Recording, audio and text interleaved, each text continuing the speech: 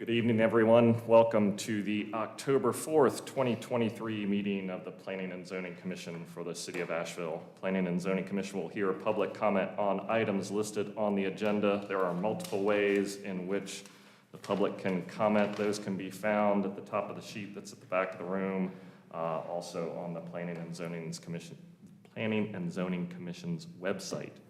We will begin this evening's meeting with roll call. Mr. Palmquist. Chair Archibald. Present. Vice Chair Levi. Present. Commissioner Barton. Present. Commissioner Faircloth. Present. Commissioner Bean. Present. And Commissioner Mubanek. Present. We have a quorum. Thank you. We have a couple of items on the agenda that we need to adjust. The first one is under legislative public hearings, item number 5, request to amend conditional zoning for property at 110 River Hills Road. That item has been withdrawn, so just in case anybody is here for that this evening, that is not going to be heard at all. And then item number 3, ministerial public hearing, the request for a level 2 site plan review for 22 Carter Street is being postponed, it's being continued until date certain of November 1st, 2023. I'll make a motion to continue that. All those in favor say aye. Aye. Any opposed? I'll second that motion, Oh, sorry. Can I get a second? I'll second. Thank you. Missed by one. All right. Next item on the agenda is the approval of minutes from the September 14th, 2023 meeting. Any questions, comments, revisions? I know we had a couple of things, but we took care of that through already. Yeah, this should be all Everything that is listed now is correct. I'll make a motion to approve those minutes. Do I have a Second. Okay, we have a motion and a second. All those in favor say aye. Aye. Any opposed? Motion passes 6-0. Next item on the agenda, it is that time of year when I'm going to step down as chair, and we are going to have new chair and vice chair for this commission. So, discussion, nominations. I'd like to nominate Vice Chair Levi for the position of chair. Okay. I'll second that. We have a motion and a second for the nomination of Kim Levi as chair of the Planning and Zoning Commission. All those in favor say aye. Aye. Any opposed? That motion passes 6-0. You are now chair. Would you like to take over for the nomination and approval for vice chair? Yeah, sure. Congratulations. Thank you. Do we have any discussion or nominations for the role of vice chair? I'd like to make a nomination for Jeffrey Barton to serve as vice chair for the Planning and Zoning Commission moving forward. Second. Okay. All in favor? Aye. Motion passes. Congratulations. Yeah. Congratulations, Vice Chair Barton. Yes. Okay, that was official. Moving on, we've got legislative public hearing and zoning map amendment. Our only item today, a request to conditionally rezone property located at 2 Butler Road from community business CB2 to residential expansion, conditional zone RES EXP-CZ. The properties are identified as pins 9644-57-2976, 9644-57-6935, 9644-58-2240, 9644-58-3305, and 9644-58-6210 in the Buncombe County Tax Record. The property owners are Margaret Wallace and Jean Fort, Deidre Hawes, Robert Swicegood II, Marita Stepp, and Patricia and Jimmy Earwood. Planner Coordinating Review, Clay Mitchell. Would you like to present? Welcome, Chair, new Chair. Thank you. Congratulations. Much smoother than the federal Congress. Yeah.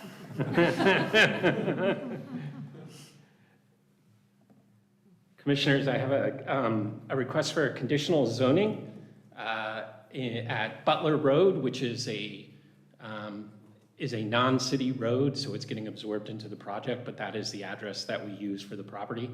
It is a request to zone a piece of property from community business 2 to residential expansion conditional zoning. On the site is currently occupied by a few residential structures, a few manufactured housing uses, and then through the center of the site comes that private right-of-way called Butler Road. On the right, you see the red dot with a little bit of a zoom out. Long Shoals Road is a very busy 4 or 5 lane road at that location. There's a lot of development activity to the west. There's a lot of development activity to the east, and across the street from the site, you see some higher density residential uses. On the left is just the site plan kind of ghosted on the existing parcel. Adjacent to the parcel to the south is Lake Julian, the county, as well as it looks like an entire ring of land that's owned by Duke, because this lake, I believe, was created for the old coal plant that used to be there. And that actually kind of shows up. There's an odd shaped right-of-way where this site is located, because there actually used to be a road. We found an old map. There used to be a road that goes through where Lake Julian is now, and that road was abandoned. Long Shoals was moved over, and so there's kind of an odd triangle of land. So this site gets its access off Plot Drive as a result, or Plot Road as a result. So our standard issue maps, existing zoning showing the entire parcel, community business 2, Plot Place, sorry.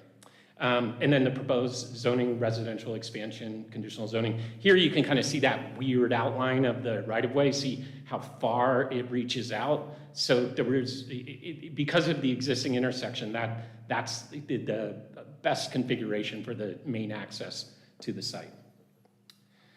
Future land use designation of this is urban corridor, but the proposed development fits in with a lot of the traditional goals of the comprehensive plan that we talk about. It's responsible growth, infill development at a denser level in the targeted areas, proximity to schools, transit, and parks. Lake Julian Park is just off the screen to the east. 3 large schools are north of the property, an elementary school, a middle school, and a high school. And then to the west is the Biltmore Park, and like I said, all that development that's coming along that area.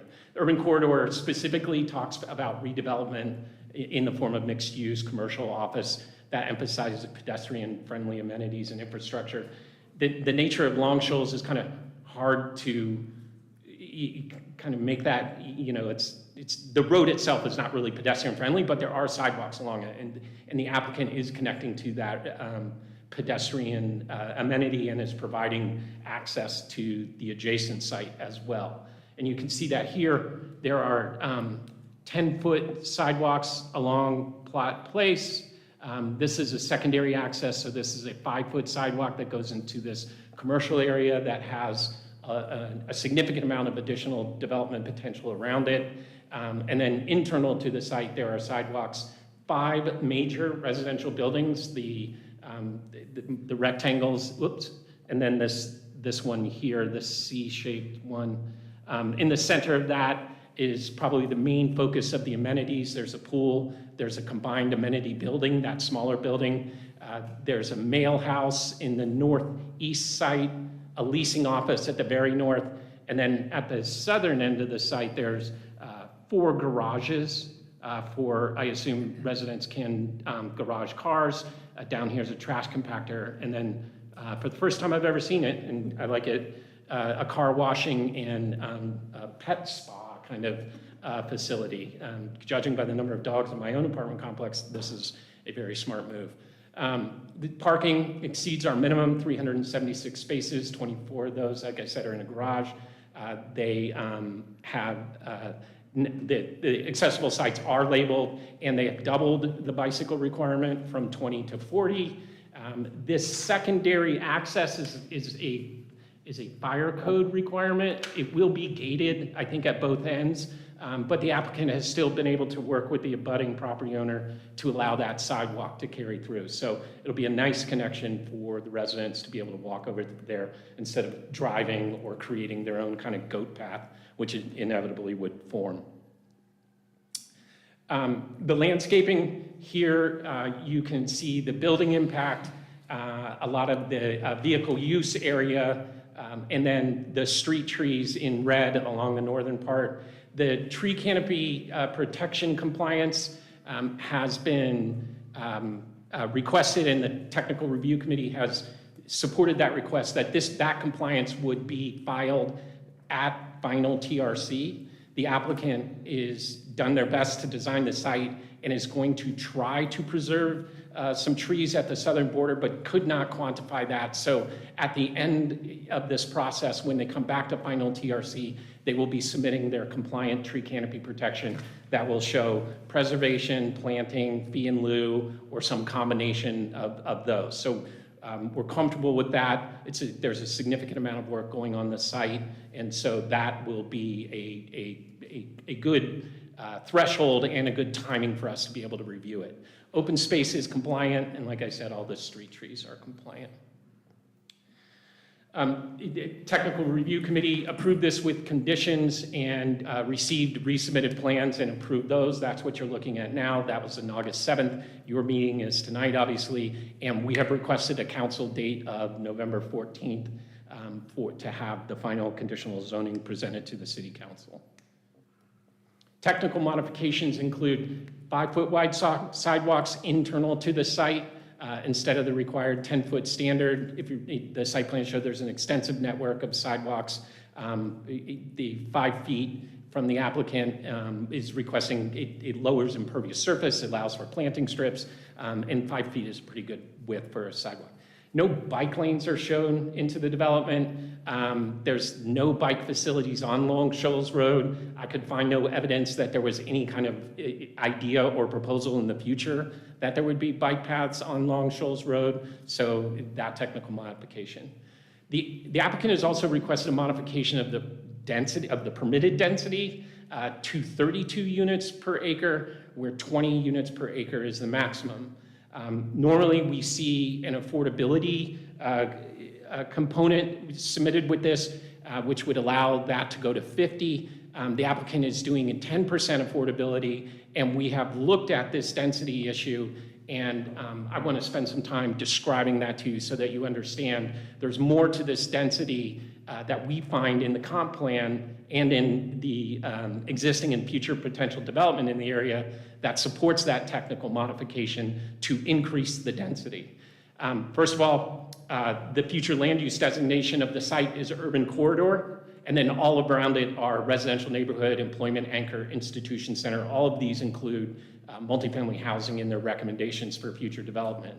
When we look at the existing site zoning, that's where we get the 20 units per acre cap, goes up to 50 with 20% affordability. When we look at the zoning around it, however, we see that there's a potpourri of requirements, as my colleague Sam likes to say. The RM16 across the street has a count of 42 units per acre. The Community Business 2 district, which is what is currently zoned, would allow up to 25 units per acre with an additional 20% affordable, could go to 50. And then institution is 30 units per acre base, which could be doubled with a 20% affordability. So this spaghetti map shows you all of those. So in the blue, that allows 30 units per acre. That orange, which is immediately across the street from the site, allows 42 units per acre. The highway business, the red, which is a couple of parcels down, would allow 35 units per acre. And so, oddly enough, by designating this as residential expansion, it becomes the lowest base density. And that points to an inconsistency in our mind about, this particular zone requiring 20 units at this location seems to beg an analysis of whether it's fair in this case and consistent with our plans to raise that density to the requested 32 units per acre. The next question we ask when we look at this is let's look at the location. What is it about this site beyond just these regulatory and planning documents? And I chose 4 different resources: schools, employment, commercial and entertainment, and then finally transportation. Those are the things we look at when we talk about infill dense development. And when you look at this site, it basically has everything. So the red circle represents the site. Those are the 3 large schools immediately across the street, basically. I think the entrance is actually at the same light as Plot Place. When we look at employment centers, these are large employers located in just in the east and west and south. Obviously, Asheville proper is to the north, but these are very short drives, potentially even walks. For some residents, Lake Julian kind of makes it difficult to get to the southern area, but it's there. When we talk about commercial and entertainment corridors, there's really 3 major sites down in Arden, immediately at the intersection of Long Shoals and 25, and then Biltmore Park up there just off the site. All of these are within very short distance of the site. Finally, transportation, again, switched over to a map. I mean, 26 is arguably supposed to be a major transportation corridor that allows you to get places. That, of course, is debatable right now. But 26 is to the west, 25 is to the east. A transit route goes immediately in front of the site that connects to the city transit, and then obviously we have the airport just to the south of the site. So based on that, we recommend approval of the proposed conditional zoning with the project conditions as we have stated in the staff report in this presentation. When we move forward with the council, we'll be working with the applicant to finalize any conditions or concerns we talk about tonight. I'll work with the applicant to make the pitch about sustainable energy and transportation, which they will hopefully talk about their proposal for EV charging on the site, and then finally clean up everything and make it all ready for the council to go. And I'm sorry that was a little longer than our presentation normally is, but I wanted to address that particular technical modification because we're looking at it from kind of a different perspective, and I wanted to share that with you. Thank you so much. You're welcome. Any questions for Mr. Mitchell right now from commissioners? I have a question that might be better targeted at the developers, I'm not sure, but to your site location analysis, why didn't they want to go all the way up to the 50 units per acre and include the 20% affordability given how appropriate it is for additional density? That is definitely a good question for the developer. I don't know what the reason was, but it's kind of not our call is to look at it in the context of what is a conditional zoning, is it consistent with our plans and future development. So that's why I tried to provide that extra analysis. Thanks, Mr. Mitchell, for all your hard work on this. I got 2 questions. The gated access, is that just emergency vehicles, or is that emergency vehicles plus residents? It's only emergency vehicles. Okay. The second question was where that bus stop is up on Long Shoals Road. Is there, well, I guess my question is there a sidewalk from front of this development to that bus stop? I'm trying to see on the plans. Yes. Okay. They're Proposed or existing? The existing sidewalk along Long Shows, I believe, is only is a smaller sidewalk. Okay. But the applicant is connecting to that with a 10-foot wide sidewalk along Plot Place. Gotcha. Okay, thank you. But there is no crosswalk, like if you get off on the other side, on the side where the reserve is, there's no crosswalk like coming back across. At Plot Place? Right, like if you're going, I guess it would be southeast. Like if you were coming from Overlook Road down Long Shoals Road and you get off the bus on the side at the reserve at Biltmore Park, and then you're getting off the bus to get into your new home, there's no crosswalk there, like going towards the State Employees Credit Union. It's not a signalized intersection. There's no signal, Yeah. there's no nothing there. Yeah. So you're basically darting across. This site is subject to a traffic impact analysis that, according with the TRC review, would be implemented. I don't have the results of that analysis yet, and I don't know if that would affect what that intersection is going to look like. There are signalized intersections beyond that map, But you're right, at that location, there is no crosswalk. Yeah, they'd have to go down to the Julian Shoals signalized intersections. Right, and then the next one is past Pizza Hut. It's like down in Overlook, the next light. Well, it also appears that there's no curb cut coming from the sidewalk, which is not back of curb to get, according to Google, I haven't been down there in a while.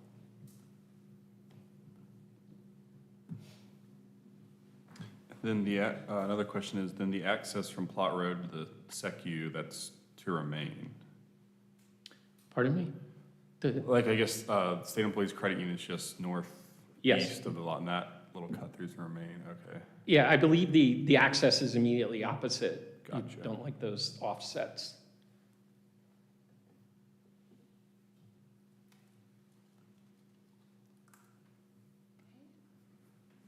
I've got one other technical question, Mr. Mitchell. Thanks for your presentation. The open space requirement, can you just kind of talk through that? It's required to be 50%, and then you get a reduction for stormwater management to 20%. And my guess is this project is proposing no further reductions. They're meeting that 20%. Correct. So they're not getting like the contiguity bonus or anything else. It's purely just based on stormwater management. They get down to 20%. Correct. Okay. And, okay, that's all. Okay. Thanks. Right? I have a question. So we're asking it to be changed from commercial to residential. So the houses that are on this property now, are they zoned as commercial or are they zoned as residential? They are zoned community business too. Business too, okay. And I guess, like, forever they've been zoned as that. Why would, I guess it's weird to me that like there's homes there that have been zoned as this for so long. How has that been possible? I think they have been there for a long time. Right. And those homes are gonna stay? They're just gonna stay down Plot Road, like the mobile homes? Oh, I'm not entirely sure what exactly is further down Plot Place. The units I was talking about are actually off Butler, Off Butler. which kind of goes to the middle of the site.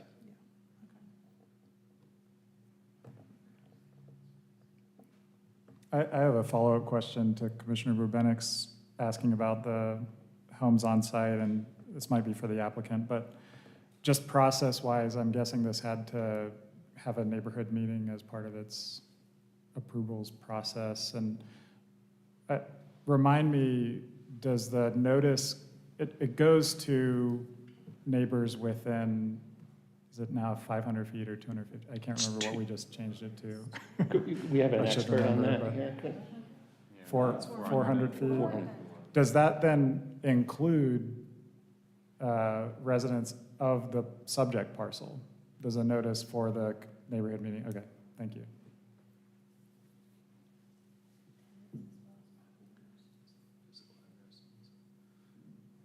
Question, Mr. Mitchell. There were some comments from the Urban Forestry Commission and the TRC report regarding tree canopy and some other things. Have those been addressed? Yes. Okay. It's been addressed with that kind of process result where rather than trying to identify everything now and have it change, we have acquiesced to the idea that we would review that as part of final TRC. So the stamped zoning plan would include the actual tree canopy protection result. As I expected, just want to make sure. Thank you.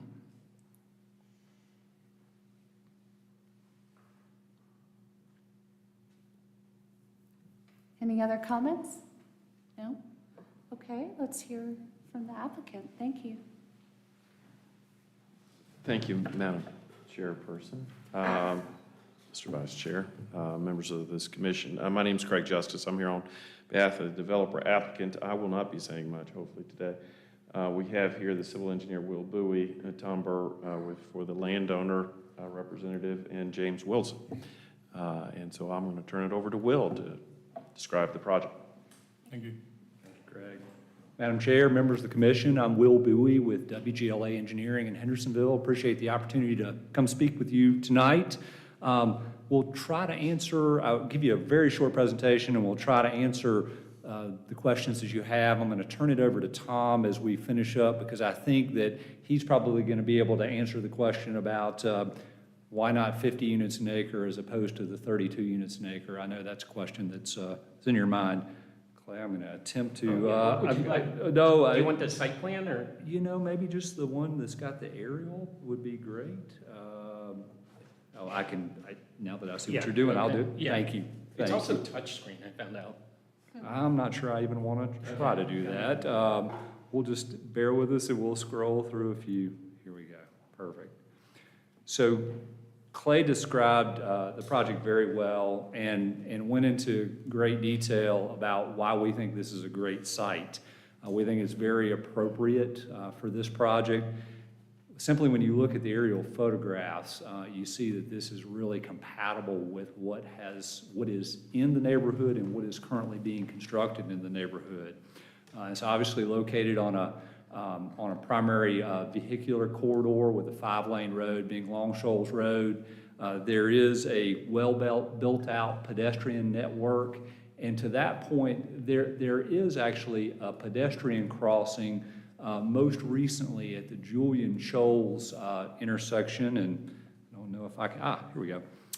So this intersection was actually recently signalized. So there's a new signal there, and there are pedestrian crossing signals at that location. So that was one of the reasons that we were very excited to be able to negotiate with the property owner and keep this pedestrian access as part of our network. So that would allow folks to come across, cross at the pedestrian crossing, and walk down Long Shoals Road to the bus stop, to the current transit stop that's there. So again, we feel like there's a well-built-out pedestrian network that we would connect to and add to with this proposed project. Access to schools, and then as Clay described, the major employment centers are a big driver as to why we think this is a great location. We did hold a community meeting on June 27th. We had 10 folks that attended. There were no comments other than the site plan looks really good. We received no negative feedback at all. It was a good meeting, and I think that information was shared as part of the overall submittal package that went in with our application. No concerns were shared. TRC meeting held August 7th, and as Clay described, TRC voted to approve with conditions. Clay also mentioned the traffic study. There is a traffic study that has now been completed at this point and is now in review, as we understand it, with DOT and with the city of Asheville. Plot Place is a DOT road. We'll have to upgrade that road and improve the connection, the driveway connection there. There will likely be turning lanes that will be associated with that, and that would be part of the approval with the TRC or with the TIA approval. So that's a little bit about project status. I won't go into a ton of detail because, again, Clay described the project very well. This is about a 9-acre site, 8.88 acres, 279 apartment units that are located in 5 buildings. As you look at the site, the 5 apartment buildings, and again, it's pretty obvious, the C-shaped building, and then you've got the 3 buildings here and the one that's lower.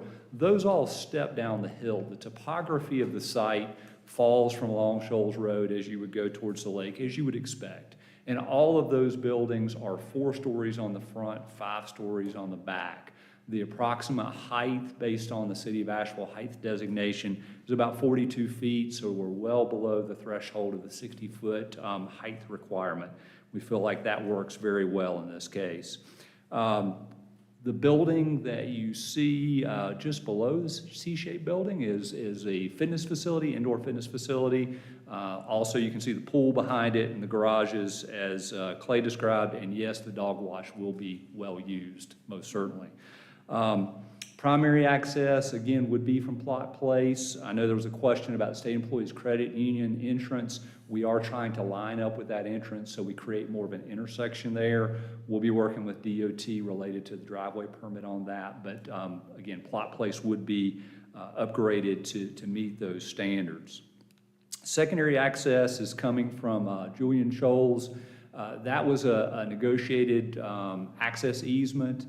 The fire department worked with us very closely in making sure that we were locating an access that was appropriate and met all the fire codes. And then, again, as I said, we were very excited about the idea that we could keep, while that is gated and only for emergency vehicles, having the pedestrian access was a very important component of the project, we felt like. So that would provide that direct pedestrian access both to the crossing of Long Shoals and to the commercial facilities. Clay mentioned the bike parking.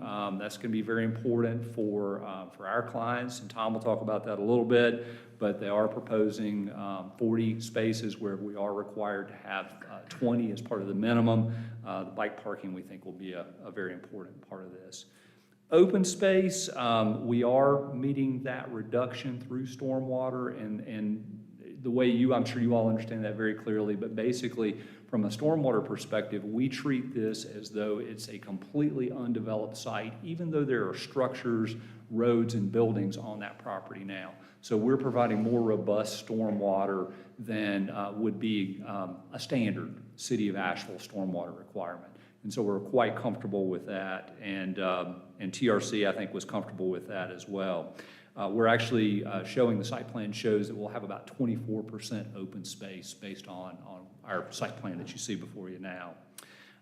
The tree canopy, I did want to talk a little bit about that and why we were not trying to be elusive, but we wanted to be thoughtful in the way that we were addressing that. So I'm going to scroll back up to the survey, and if you can see the dots on here, you see that there are a number of very large trees on the south end of the site.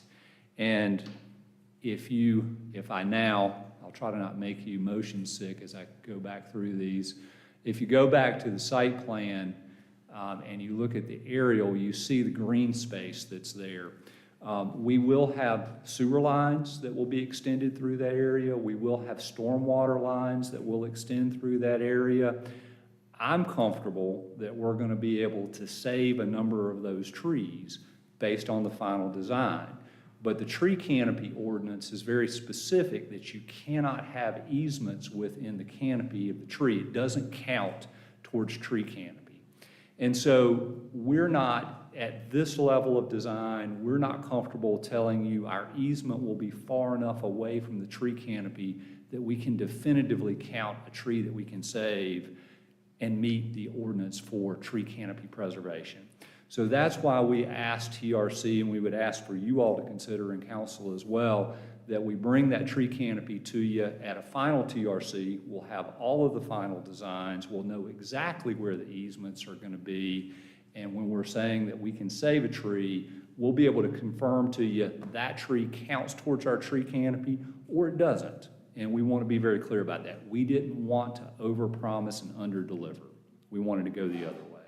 So hopefully that provides you a little information and some context about the tree canopy specifically.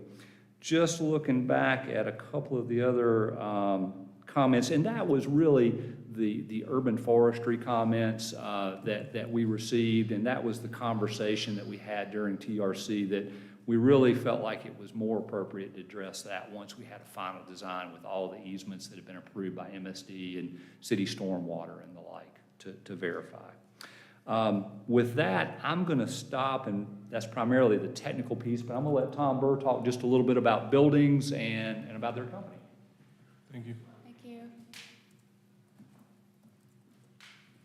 Thanks. Good evening, everyone, and thanks, Clay and Will.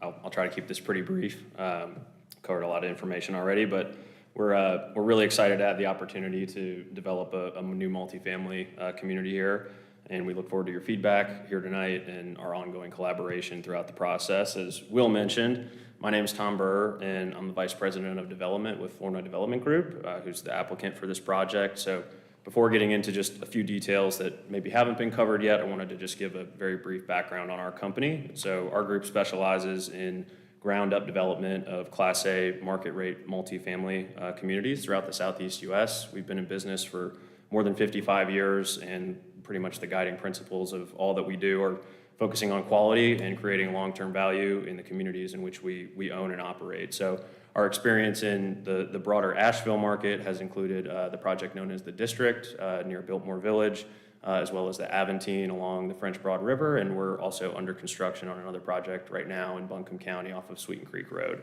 All fairly large scale and in like kind in terms of density and use and level of quality to what we're proposing here for this project. I'll just very briefly kind of reiterate all of the locational advantages that both Clay and Will did a great job of explaining, but we're really excited about this use at this location. We think it can really be viewed as an asset. All the transit and employment accessibility opportunities, there's a lot of major employment centers that weren't even on the map of the immediate area. That we think that this community will have an opportunity to serve better. Certainly there's a growing residential need, and we think this community can help to solve that. In terms of the programming, again, Will did a nice job kind of laying out the various buildings and the various uses. I did just want to mention, I think the quality of development will probably be most similar to or exceed the district project that I just mentioned. So very high-end level of finishes and a lot of recreational and various amenity spaces. To the bike point earlier about the bike parking that we're planning for on the project, we're also exploring the option for maybe some bike repair rooms or sort of some other uses to help to try to promote and facilitate the use of bicycling as a mode of transit. So, ultimately, I think given the site's location and a lot of the things that have already kind of been discussed, and the high quality of life that we're trying to create and contribute to here with this project, we think it'll end up serving what we expect to be a fairly wide range of likely renters, including young professionals, singles and couples of varying ages, roommates, many of those folks likely employed at one of the major surrounding employers, as well as empty nesters and retirees looking to downsize and enjoy maintenance-free living, as well as families, particularly in the 2-bedroom and the 3-bedroom units, given the close proximity to all the schools that have been noted. So the last thing I really wanted to touch on was just a couple of additional items that we detailed a bit further in a public benefits narrative that we included with our application. Some of this information has already been covered, but locationally, and first off, what we've tried to do in the design and given the location having some of those inherent advantages is to enhance multimodal transit options. So the bus stop and route that's very proximate, all of the bike parking that we've talked about, doubling the ordinance requirement, some of those various bike amenities that we're exploring currently in the design, as well as the new pedestrian connectivity, both internal to the site and external to it as well. And the one other thing that I'll also mention about kind of the transit options, we are within the minimum and maximum bounds of the parking requirement, and our idea, it works out to about one parking space per bedroom at the community, and the idea is that there's to avoid conflicts or parking congestion with any of the surrounding uses. So everything will be contained on site from a parking perspective. As Will alluded to also, we have considered a number of environmental and energy efficient items in our plans to date and are continuing to explore those. The stormwater having subsurface detention that Will alluded to earlier, and then we are planning a pretty robust EV charging program for the community. So we're certainly seeing not only in Asheville but industry-wide, it's starting to move that direction.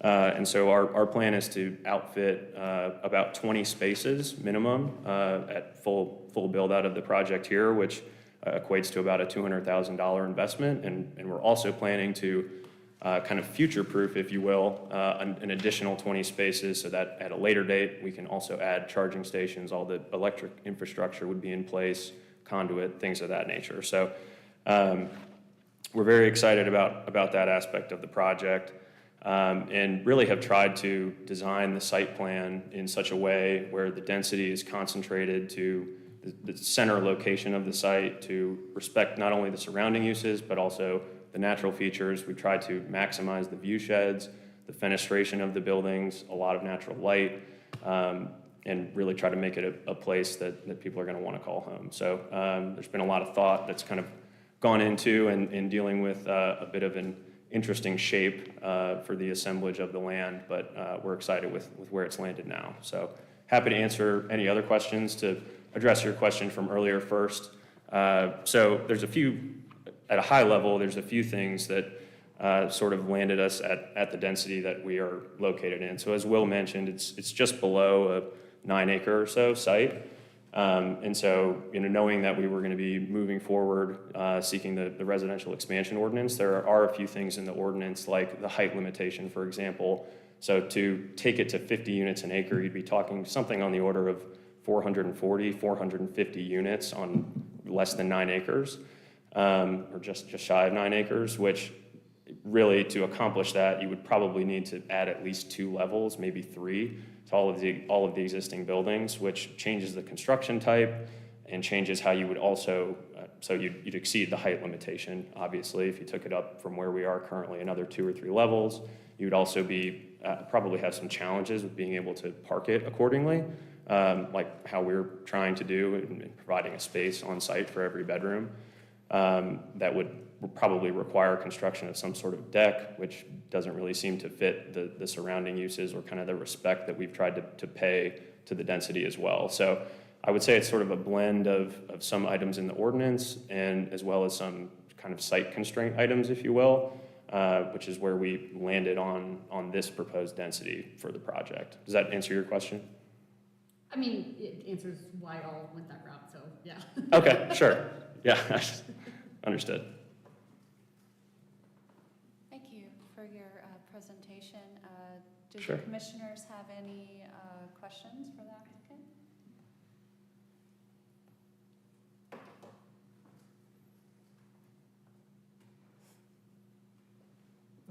I'll open with a couple questions. So just to follow up on the community meeting process.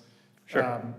Was there any specific outreach? I'm assuming that the current occupants of the manufactured home, small park, are renters. Has there been any outreach to the current occupants of those units? They're vacant. Okay. That ends my line of question. No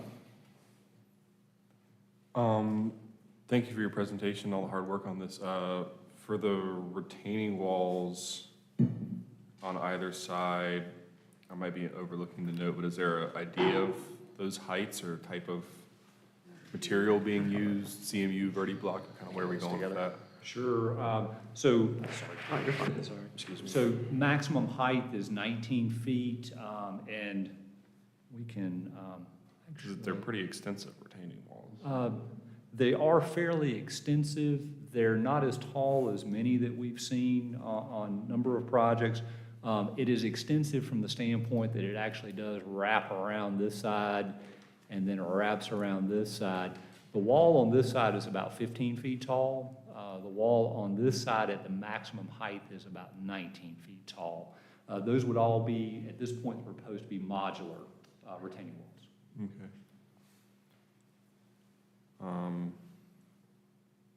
Thank you, and, I would love to see in front of those retaining walls as much screening as possible. I mean, I know there's the natural gas power plant in the middle of the lake, so it's not necessarily a picturesque view, but, there is a tree line along that lake, and trying to preserve that as best we can, I think is important.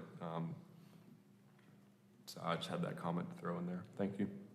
And I will share that, and actually, we discussed this a bit with Clay, that there were some plans for screening of the walls that were not required. So the landscaping plans that you see, so that is important to us and important to the neighbors. The property is also really oddly shaped. As Clay mentioned, there is a very long peninsula from the lower part of the property here. It's quite a distance down to Lake Julian. So even if every tree on the site were cut, there's going to be a ton of trees that would end up remaining on the Duke property. But that's not our intent, obviously. You've talked a lot about the transportation options nearby, the employment options nearby. With those being said, why do you think that you need one parking spot per bedroom?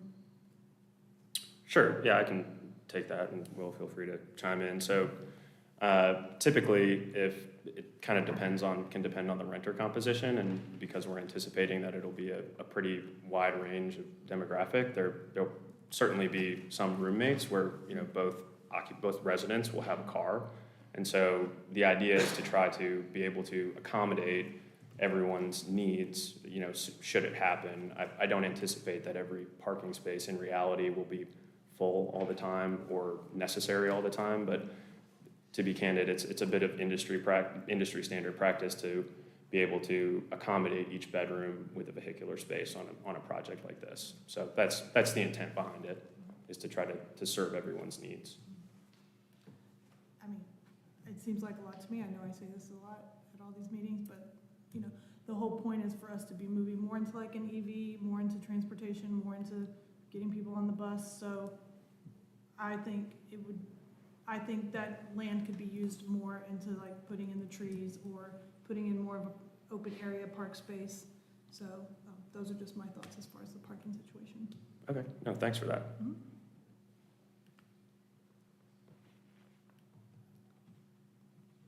Anybody else? It's not quite one. Well, he said one per bedroom. I did see the math. I was trying to do some rough math. basically. Yeah, I Basically, didn't use like, a 2 decimal point, I suppose, yeah. I'm gonna go back to the tree canopy part. So on, I think it's LS2, there's a big red note that says essentially there's gonna be fee in lieu for this. Yes, LS2. Is that correct? Is that still correct? Is that still the direction? Because, and I look over the existing tree canopy and I understand that there are gonna be some new sewer lines through there. You're trying to preserve as many trees as possible, but there's a lot that are going away, and I mean, $311,000 worth of fee and lieu is great, but an 18-inch oak is a lot nicer. So I'm trying to understand kind of where it's going, and that just makes me TRC has final say, but it always makes me leery when I see things like this, where it's like zero preserved. And And I understand that, the easements, you can't have trees and easements, all those kinds of things, there's still a lot of factors that need to be played out, but it's really butting right up against totally kind of some hard lines that, We felt like it was important to, as we talked with the city staff, to present how we were going to meet your tree canopy ordinance. And we were not comfortable portraying at this level of design how many trees we could save on that southern end. I do believe we will save trees on that southern end. I believe we'll save trees that will count towards tree canopy. But we couldn't be sure because I can't stand here tonight and tell you that MSD won't require us to have a 30-foot wide easement as opposed to a 20-foot wide easement.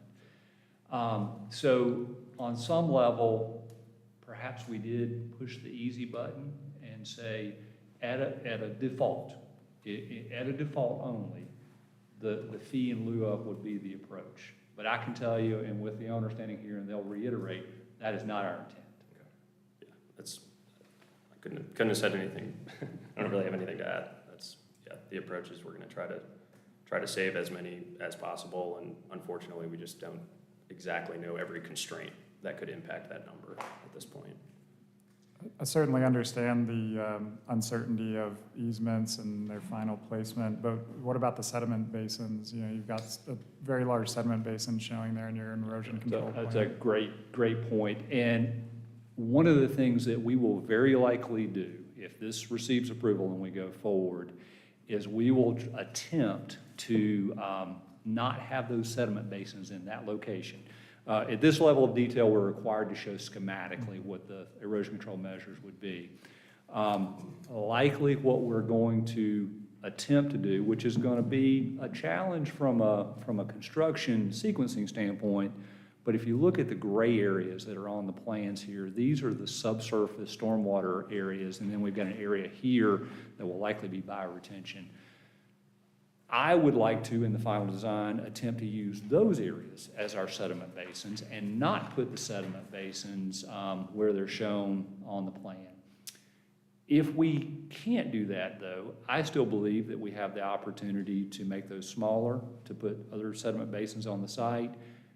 And again, if all else fails, we can replant that area.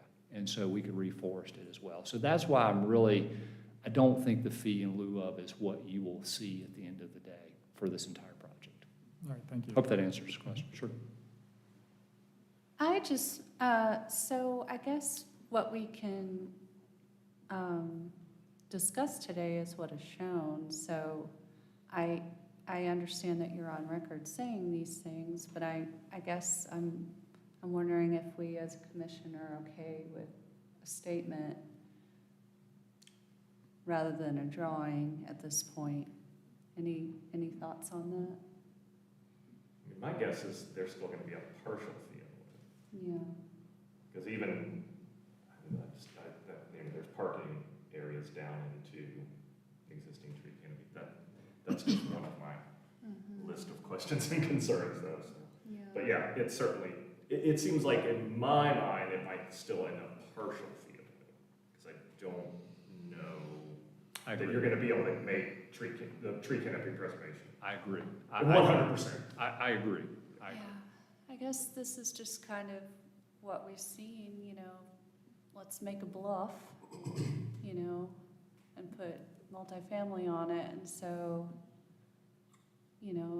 all the grading, all the fill that's gonna be in this project, it just seems like you're not really gonna be able to preserve a whole lot, and,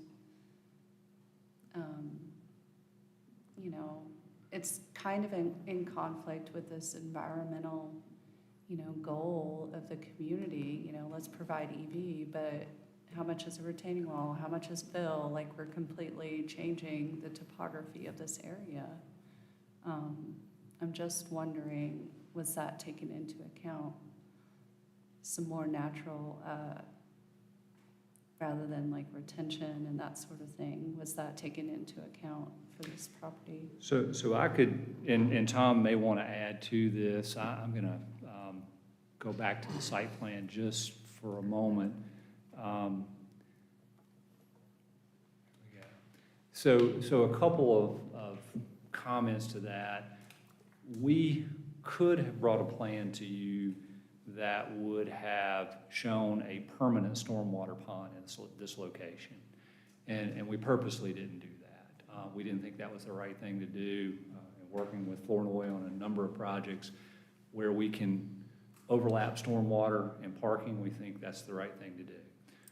So we think that we have opportunity, as I said, to preserve along that southern border and not take that up with stormwater measures. We also think the retaining walls give us the opportunity to transition grade quickly here behind the parking so that we can preserve more in that area. So the retaining walls are certainly have multi-uses. They certainly allow us to maximize where the parking can go, where the buildings can go, but it also allows us to preserve some of the area to the south as well. And I don't know if you want to add anything to that. No, I think a big part of the consideration so far have been trying not to convert any of that area into above ground retention, so to speak. So, which is why we're committed and will be, and why the plans in front of you show everything is being subsurface. So, I think it's right as we've gone through the design, that's been a common thread from the outset. Okay, thank you. Any other comments? Along the lines of sustainability and that, I did read over what you mentioned, the attachment talking, that you included, talking about the EV charging and some of those other things. Is there any, have you looked at doing solar PV in addition? I know there was a comment about having extra fenestration for passive solar, and kind of look at a 4-story building and go, okay, anything above the 2nd story, if you have too many windows facing south, that's gonna be too much sun, frankly. But you also have a lot of south-facing roof that could then very easily work with the solar PV, or excuse me, the EV charging. I'll just go ahead and mention my other couple questions. I'm also curious why the compactor is all the way back there. When I saw that, all I could start hearing in my mind was dumpster truck.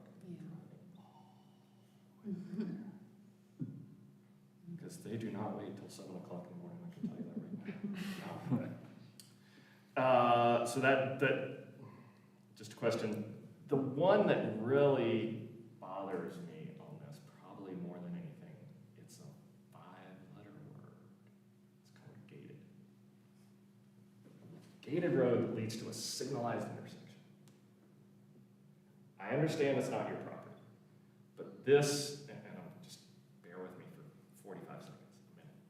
This is where I really have a hard time with all these individual, like, parcels and their individual little plans. And again, I realize it's all individual landowners, but, you know, when the Julian Shoals project came in, I'm not sure what the status of it is. You know, they definitely worked with trying to get to what is now that new signalized intersection at Julian Shoals. They also have the connection over to the Ingalls signalized intersection. So there's multiple ways in and out.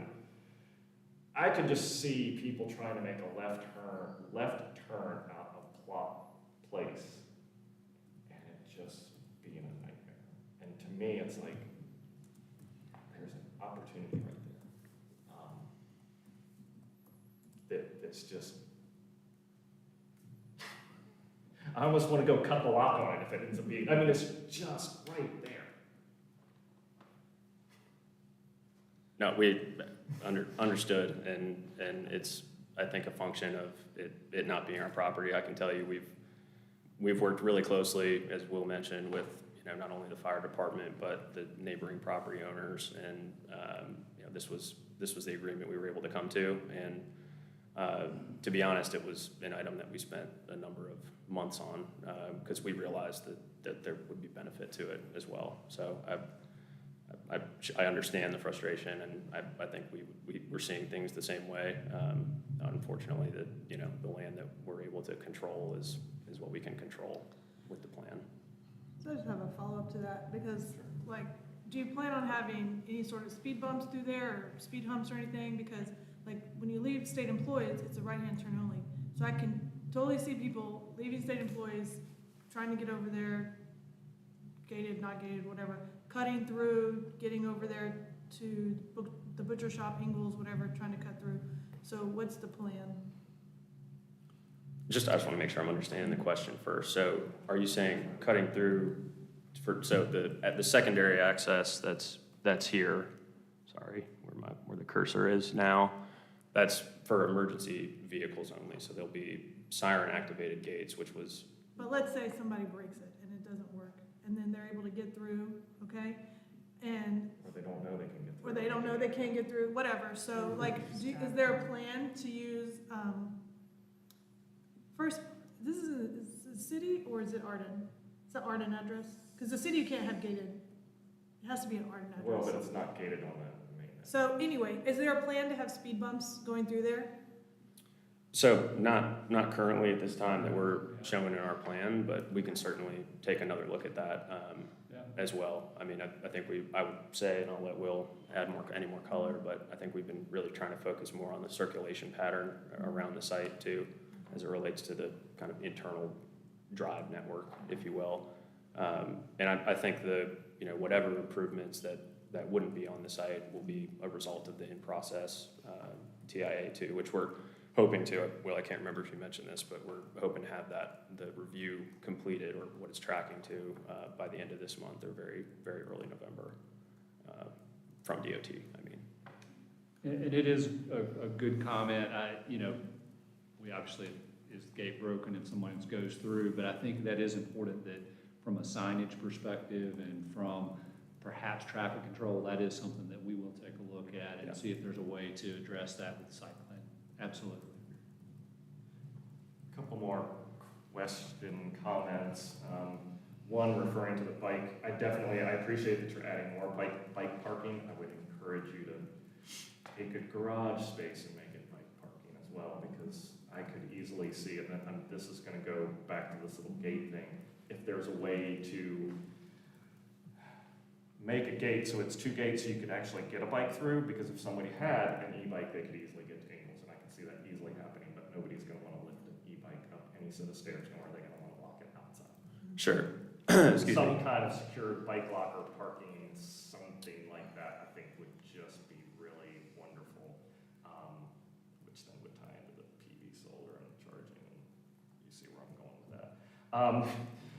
Other comment would be, and we had this, I had to look back through all the Julian Scholl stuff and a couple of these others along here. I know that in the TRC, it says that you have to do the TIA and, you know, whatever mitigation is recommended from that is required. We have had it before in the list of conditions, exhibit, I can't remember now, I still want to call it B1 conditions. It, as a condition that it has to be, so that it's tied, you know, to what we're approving. Wasn't sure if the applicant was amenable to that, because changes to the conditions need to be, obviously, applicant consent. And the other would be, and this one again, I know Miss Ashley is, I know what her comment's gonna be, bus stop is not directly connected or adjacent to your property, however, would the applicant be amenable to upgrading that stop to a shelter? And I think hits all of the questions, comments I have. Okay. Otherwise, I mean, I appreciate the density, definitely, and the location. Just, Well, it looks like it's I don't think it that touches, side, does it? right there. It's like right there. But I don't think it actually touches their property. So typically it has to be or, you know, there's the, it's that sticky. We just had that on another one, The where very last the meeting. condition was to the extent that you can get control Exactly, of get, it. yeah. If it's If in the that's a right of city way. bus stop, then we probably have some kind of Yeah. easement to Yeah. have the shelter there anyway, so we could work, but Yeah, again, if because that's up it's to the not on the, applicant, yeah. I don't even know how it needs to be enhanced, I can't see from this what it. My guess is, You're I saying don't it's know if not that- even a covered one, it's just a sign. my guess is it's not. I mean, I didn't pull up the Google on it, I haven't been down that way in a while, but most of them I believe it is can a remember covered- on there. I believe it is a covered Is it a stop. covered one? Yes. Yeah, it already exists. But to answer that question, we would definitely be amenable to working with the city if there's, you know, something that's gonna make that stop more usable. Okay, yeah, I just, Safer. from my recollection, most everything along Long Shoals is not, but I could be wrong. It could have changed. I don't see know I a haven't- shelter on Google Street. Yeah, well, I haven't been down there in a while either, and sometimes Google is upstate, and sometimes it's not, so. Similar. Like I said, I just, Well, the Google's a little old, Sometimes right, because old, yeah. there's a new crosswalk down. well, but if you do the street view, it pops up. Oh. So that's why I say sometimes it's, anyway. They have to agree, if they so choose. I've been throwing that out a lot.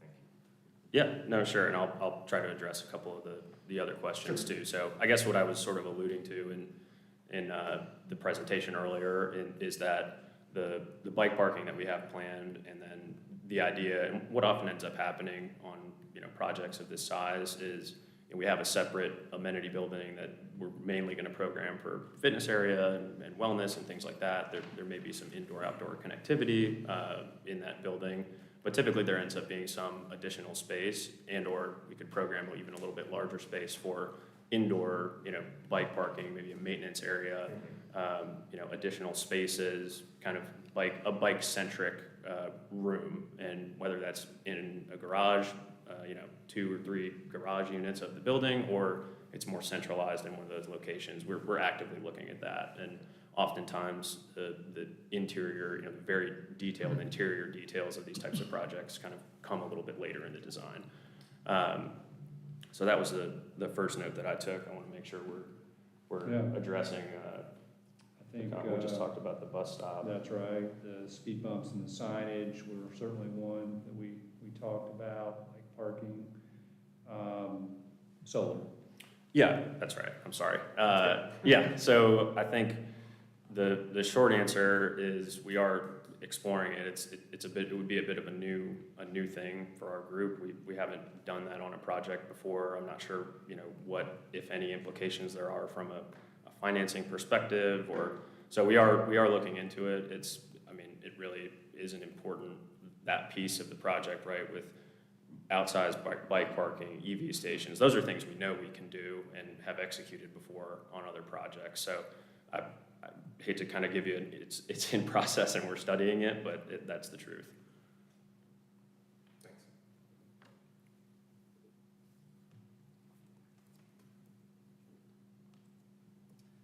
Okay, any other comments from commissioners? I would like to revisit the technical modification being proposed around density, only to ask, so if the affordable unit percentage was increased to 20%, that technical modification would go away. And so I think by asking for that technical modification, you're saying we could not go to 20%. Is that correct? Yeah, I think at a high level, that's a fair summary. So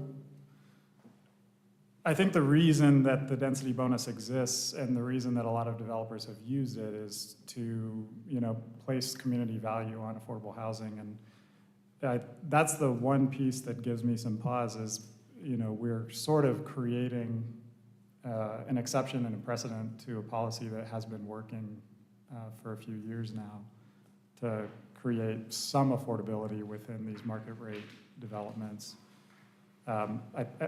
My request or my question is whether there's any room for increased affordability or deeper commitments through voucher acceptance that could kind of offset the loss of an extra 10% of affordability that would be otherwise given in exchange for the increased density.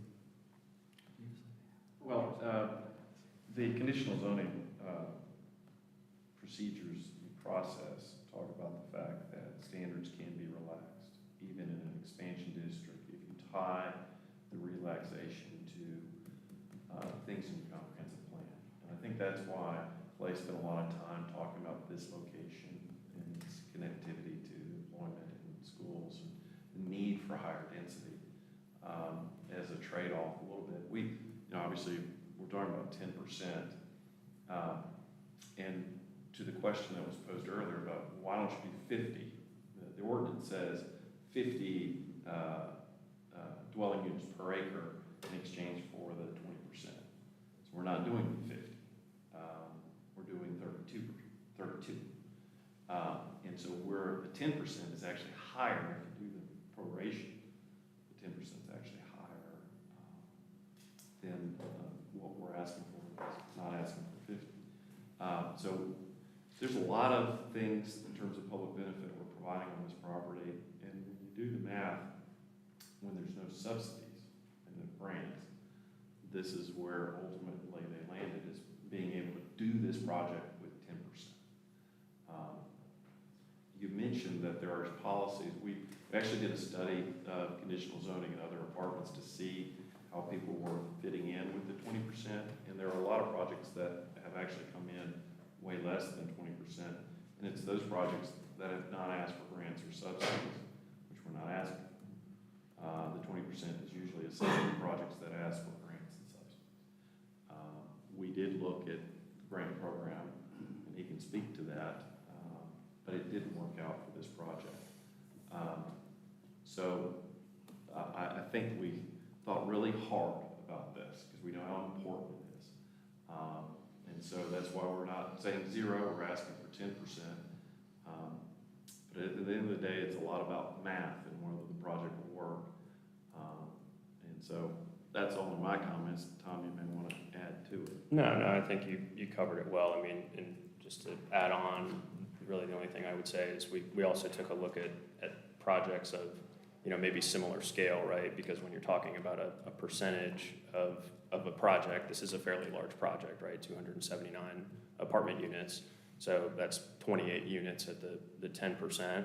There were some examples of other recently approved projects that we studied where either the percentage was lower than 10 or the gross units, even if they were achieving 20% affordable, were equivalent or less.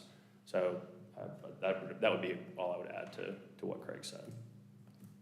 I think one thing I'd like to add is that there was an implication that the density bonus is some sort of sliding scale, and that's in fact not correct. The density bonus allows an up to density allowance beyond the base. So while I understand the logic that providing 10% is a reflection of a modest density increase not going to the ceiling of 50 units per acre, it's not really how it works. You kind of need the density bonus in order to go above the allowable density of 20 units an acre, absent a technical modification, which is what you're seeking. The ordinance allows for these modifications if you tie it to the comprehensive plan. And I think that's why, when I'm speaking for staff, is why they were somewhat comfortable in the recommendation at 10%. There are a lot of projects out there that are coming in at not at the 20%. And so at the end of the day, because we're not able to make the subsidies work or the grant program work, with all the things that we are putting into this project, with the parking spaces and the EV substations and everything we're trying to do, the math just comes out to 10% is what we can do. The voucher program, I don't know did you look into the voucher program? Yeah, we did, and we can study that a little bit further too. I think it kind of just, I'm not sure that we've done it on a project in the past, but we can certainly just follow up if that works to get some clarity on our ability to be able to do that, right? If that would deepen the ability of those 10% affordable units to cover a wider range potentially. I personally think that would go a long way. Our housing authority just closed the wait list because there's such a backlog for voucher holders to find units in our community. So it's a really important thing that has gained some traction. A lot of other developers have made that commitment recently, and it's something that we need to look very strongly at. So if that's something that you would consider, I'd just encourage you between now and council, if Sure. you gain support here, to kind of formalize some voucher acceptance component to your affordability. I'd like to at least second some of Commissioner Barton's comments, and I'm going to push back even harder on the sliding scale part, and Mr. Justice, I understand. And I appreciate the graphic that is in Flournoy's public benefits narrative. That graphic does not exist in the UDO. It's up to 50 units per acre at 20% affordability, period. So there is no sliding scale. I appreciate the ability to see it that way, but it doesn't actually exist. And I appreciate the ability that this commission has leeway to do that. But that's if we decide to do it as a commission, not if you present us a scale and say, agree to our scale. So I'm just going to push back pretty hard on that while I appreciate that logic and that reasoning, and I also appreciate the 10%, that just doesn't exist. Until this commission says it exists. Yeah, and I don't think I'm saying that it's a hard and fast rule in there. It's all part of the compromise and negotiation that occurs with the conditional zoning. Sure. And to do a housing greater than 50 units on a property, all of that gets funneled because of the ordinance through conditional zoning. At the end of the day, and at the end of the day, we're here to say, look at all these benefits. We're increasing housing in an area that desperately needs it, and we're asking for a trade-off that staff supports in this case. So I apologize if I said it was a hard and fast rule. It's part of the negotiation process that we're just pointing out. Sure. Well, and again, I think staff and you also have done a good job of presenting that the density that you're proposing actually works within what is there. It's not necessarily the density that has a super concern for me. I think, as Commissioner Barton pointed out, and I want to bring up a little bit, I would worry, even though I won't be around much longer, I would also worry that it could potentially set a precedent moving forward. It's in the back of my mind. I'm not saying it will, but I could see potentially that it could. And so I think I can perhaps understand some of Commissioner Barton's concerns and how it is worded right now. And I guess I will just throw out, is it possible to, it's a technical modification, we can't really say that it doesn't exist. And I almost want to find some way to do that. Does that make sense? Like, I do worry that, over the 6 years, I've seen people go, well, you did it over here, you did it over there. And I Like to just, set a precedent, but it does show that this project, was able. anyway. All of them are case by case Sure. basis, so it shouldn't really be a precedent, because not every project would be able to say that that technical modification is appropriate in the way that this one shows that the surrounding density is, there's other reasons. And and as Mr. Justice was saying, all CZs are about approving technical modifications. If they could meet the standards, they wouldn't need a we wouldn't see CZ. But this had to go through a CZ process because of the size of the development, so. I mean, I understand why you're pointing this out, but again, this wasn't a choice between doing something by right, asking for the density bonus, and then you just get by right. This has to go through the CC process, so. I And wanted to, meets oh, the sorry. comprehensive plan. I wanted to get clarification on some of the above stormwater retention requirements you mentioned. What did you look at, and what was the reason that you did not implement them? Because you stated it was not ideal, but you did not state why. Sure. I think, if I'm remembering correctly, we could have looked at the idea of an above-ground stormwater pond. So cut down all the trees, grade a pond in the location where the cursor's at. You but have to cut down the trees? to build a pond, we would. Ah, We okay. would. And so we elected to not do that and to put the stormwater below the parking lot and where we can implement bioretention cells in the parking area, and not build that pond where we would definitely have to cut trees down. Okay. Hopefully that clarifies. Yes. The sediment traps that Commissioner Barton mentioned, Yes. those are temporary. Those would go away. So if we can get creative and figure out a way to put those inside the disturbed area, Yeah. those would go away and we could build the parking later. But if we proposed a permanent pond, it's there after Right. the project's. Okay, thank you. Sure.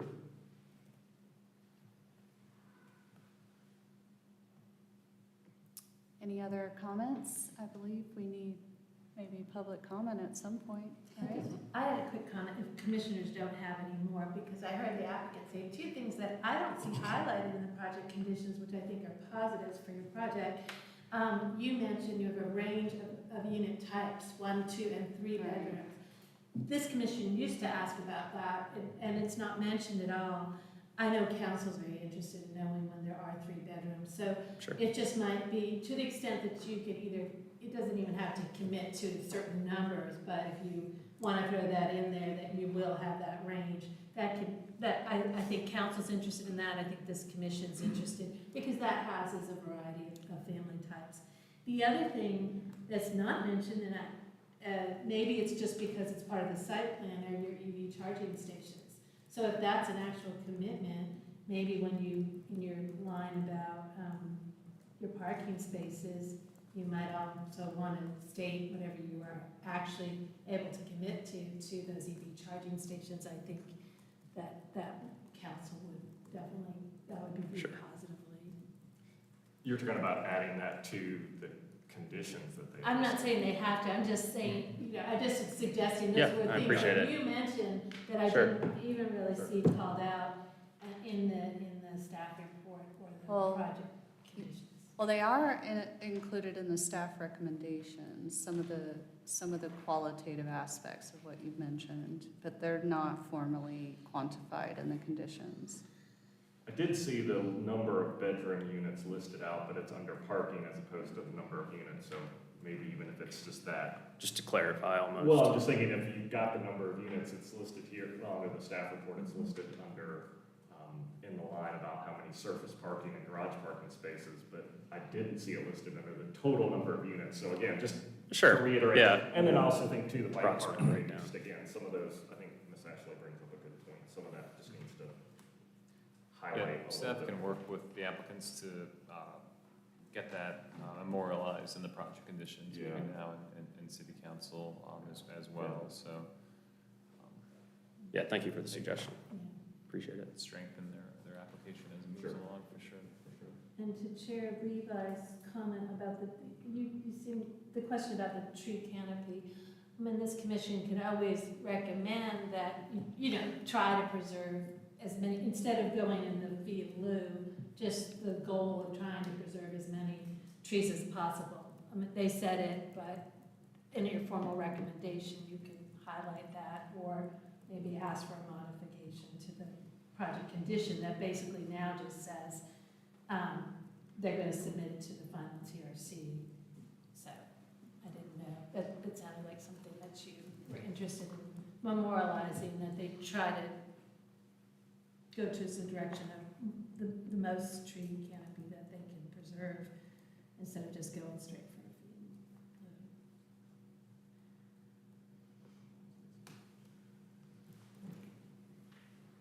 fee. To address maybe some of the concerns about the precedential nature of that decision, I would recommend maybe articulating the staff presentation or something, because, it's going to be us as the justification for the density increase to avoid that, hey, we're not doing this because we're, lowering the threshold for affordability. We're doing this because of site specifics that staff have provided in the presentation, because we're the ones who are going to have to be the first line when the precedent starts. And if I get an application, I'm going to look at what you approve and I'm going to say, sorry, you don't have all of these 5 specific criteria that make your site worthy of increased density, so go increase your affordability units.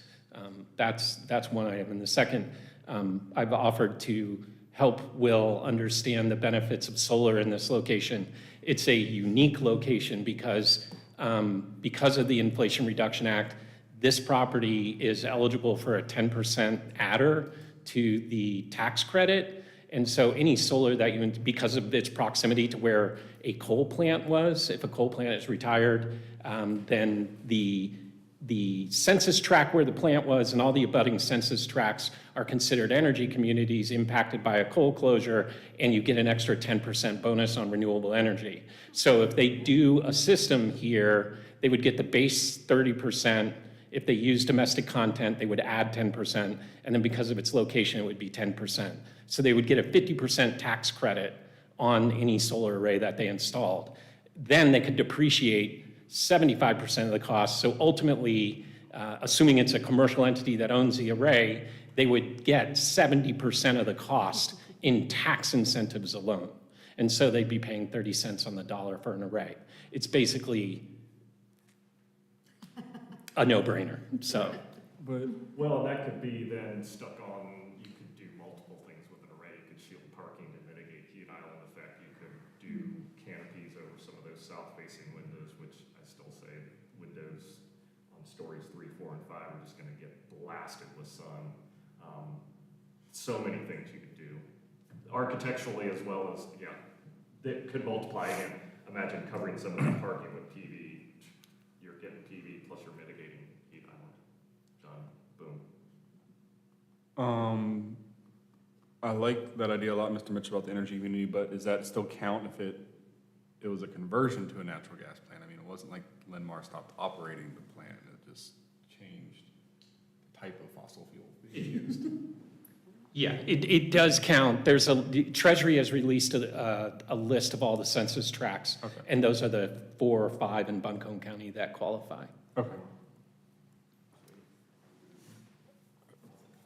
I do have one. Well, I wanna know about this condition. Do we wanna really think about this, tree canopy requirement, maybe doing 50% fee in lieu, or is that taking away the power of TRC? I don't know.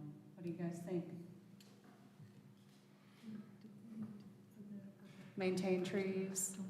I would ask the applicant, how much do you think you can preserve? What's the lowest percentage that you think you can preserve? And if you say 0 or 1%, I'm curious. I don't want to sit here and tell you any, because that assumes that I can tell you exactly what MSD is going to tell me for easements. That's what stormwater is going to require for easements, and I'm just not comfortable telling you that. Okay. It's not fair to you that I would give you a number. Okay, thanks. Okay. All right.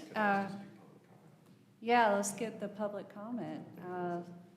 Starting at 6:26, does anyone from the public have any comments? Please state your name.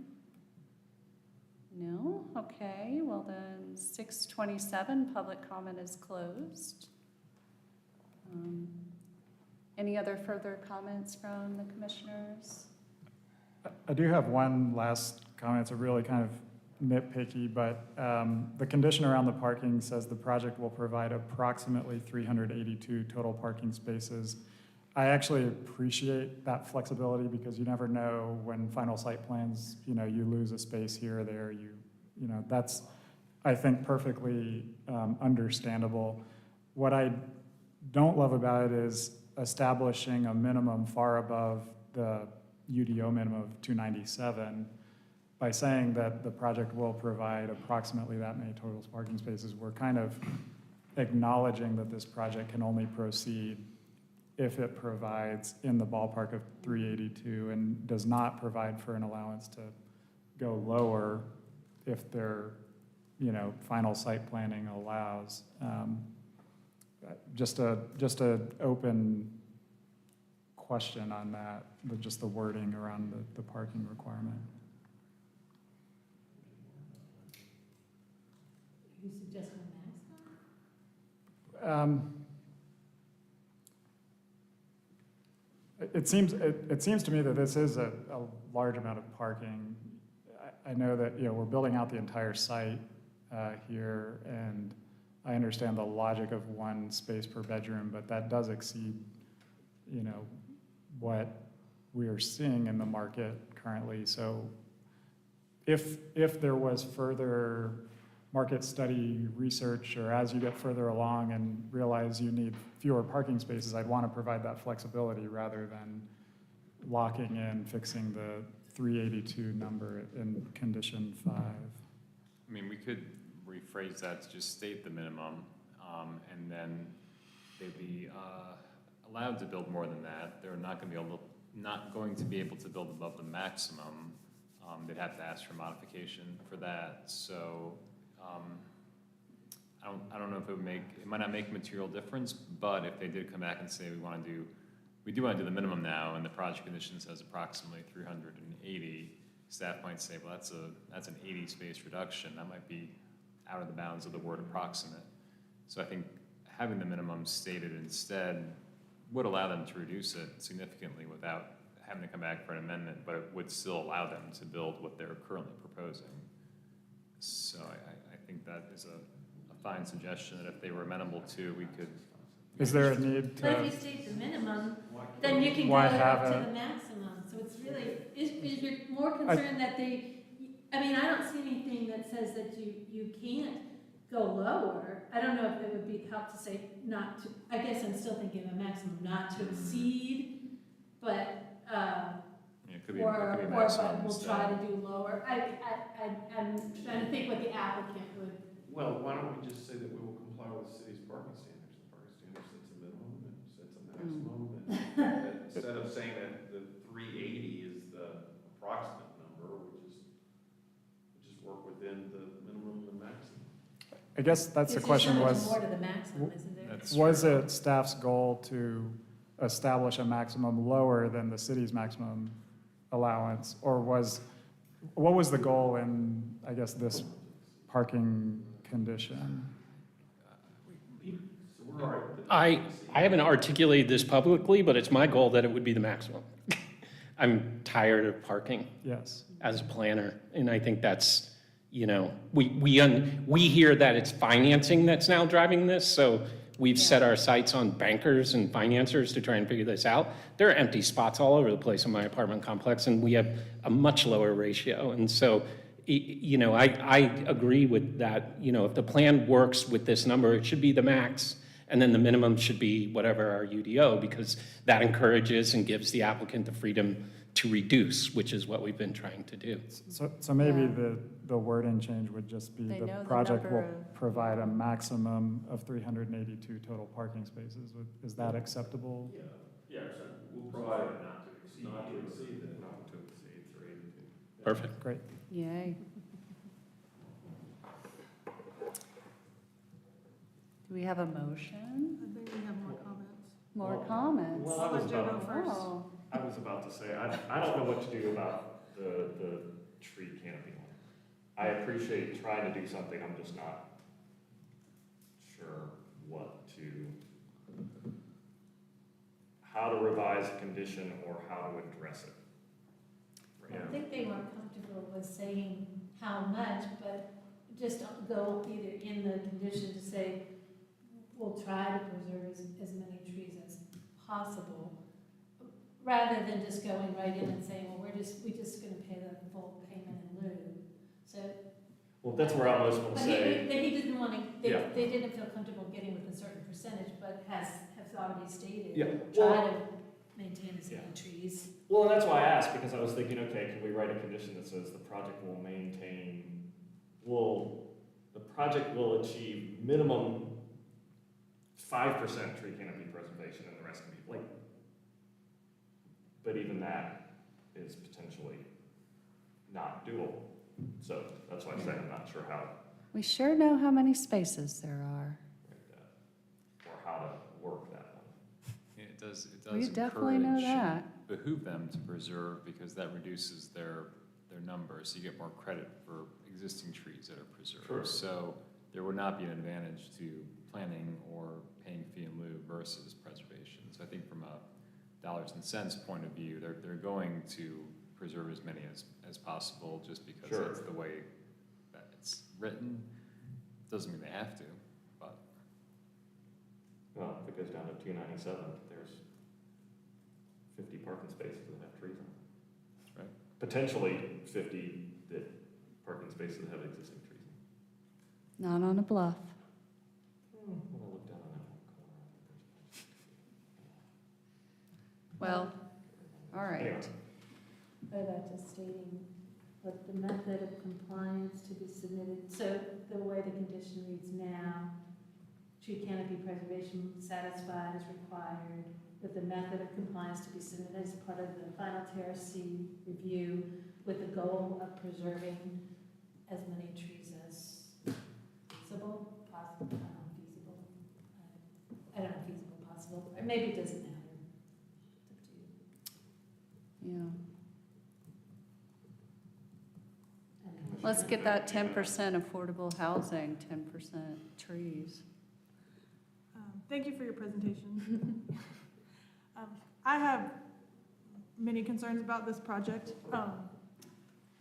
Actually, some of them about the tree canopy. I've been on this commission almost 3 years. I don't think I've ever spoken about tree preservation or stormwater or anything. That's not normally within my realm of expertise. But I do live near this property, and I drive by it almost every day for the last 8 years. And what I've seen with all of the things that we've approved is a loss of trees and numerous projects going up over the last several years. And I think that we have to do what we can to preserve them. And it's just sad to see what we've lost over the last several years with the projects that we have approved. And unfortunately, it's your projects that's come before us tonight where we just have to make that decision. So I do lean on my fellow commissioners and their expertise with the percentages, because unfortunately that's not mine, but what I see is just, how many trees I think should be left up and how many should go down. And, I want the beauty, for the reason that people are moving here, to move into the complex, because if there's no trees there, you know, they're not gonna live there. So that's my first concern. My second concern is the traffic. Again, a project comes before us and there's no traffic study, but I can tell you that with the addition of another 390 cars going in, traffic's already backed up. When you leave this and you go to the right, traffic's already backed up past the new Sona pharmacy. And when you leave and go to the left, the traffic's already backed up past the CVS. So you add another 390 cars, what is that going to do to Long Shoals Road? Okay? So yes, I'm glad that, you know, we're getting people into town, we're offering them more housing, but the next light is down at Overlook Road. So that light is going to be backed up past this apartment complex. Going down to CVS, the next light is down at Biltmore Park. So traffic's going to continue to be backed up. When you leave state employees, you can only take a right. So getting out of this complex, like what's the plan? To take a right or to take a left? Because if you take a left, you're turning on against 5 lanes of traffic. So we must ask ourselves, you know, car accidents, you know, what is the plan? I haven't seen the traffic study sitting in front of me. Again, I think that the plan for a gate, I think in the minds, it sounds like a great thing, but, you know, I have a bunch of teenagers that work for me. I think of them going out, things they do on the weekends, and I see that gate broken pretty soon. So people are going to be cutting through, trying to get from state employees, trying to get over to Ingalls, trying to get over to the new Hugh Magoo's. So I just want us to have, you know, some sort of like safety backup plan, as well as speed bumps, that type of thing, because it seems like a dangerous plan for me. Going back to the percentage of affordable housing, this is located in the most expensive school district, right across from the 3 schools. So we're bringing in housing, but no one can afford to live there. So we must ask ourselves, what are we actually doing for our community? And then finally, my question is, do we really need to build on every single piece of land in Asheville? That just because it's vacant, do we have to put something there? Because it goes back to the first question about the trees, is we're losing the whole reason that people are moving here. So again, I'm not an expert on all of this, so I rely on my fellow commissioners with this and ask them to bring their expertise. So those are my thoughts for this plan. Thanks for your time. Thank you. Thank you.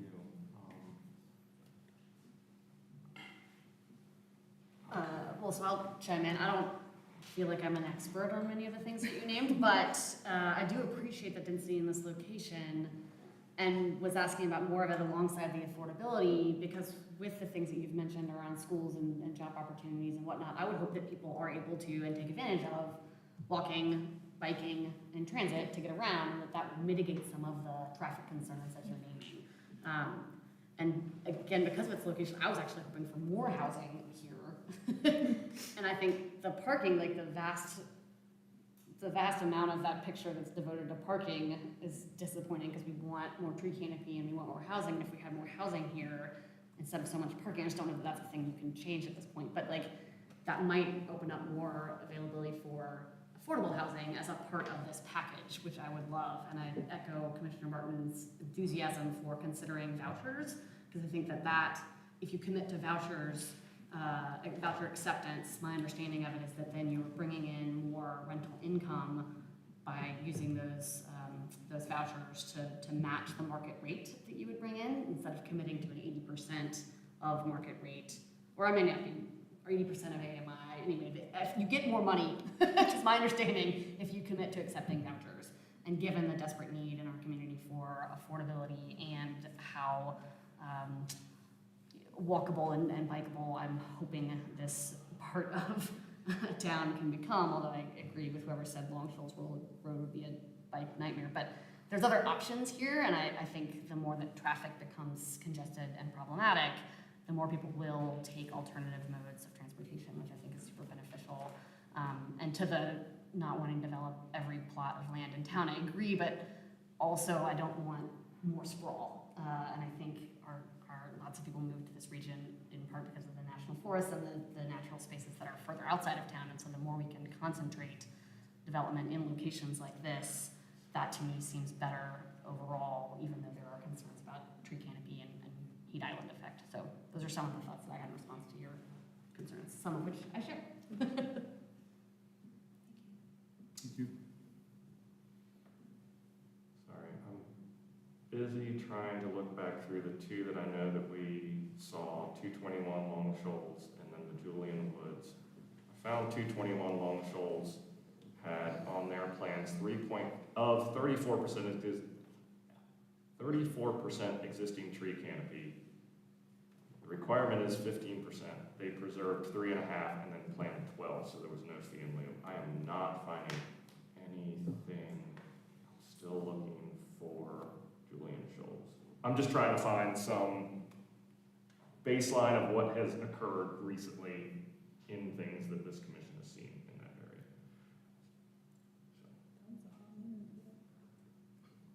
But are you factoring in the topography and the difference? But- I mean, not just, it's just not about just the number of units that are equal. True, no, yeah, I mean, it is, it's different topography, but I mean, Julian Shoal, I think some of these are fairly, they are not, no piece of property is like any other piece of property. However, a lot of the property along here is very similar in topography.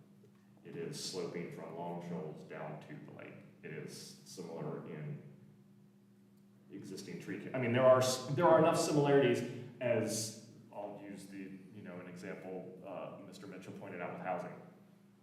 The reason to, lean on, we can have more density here because there's more density adjacent.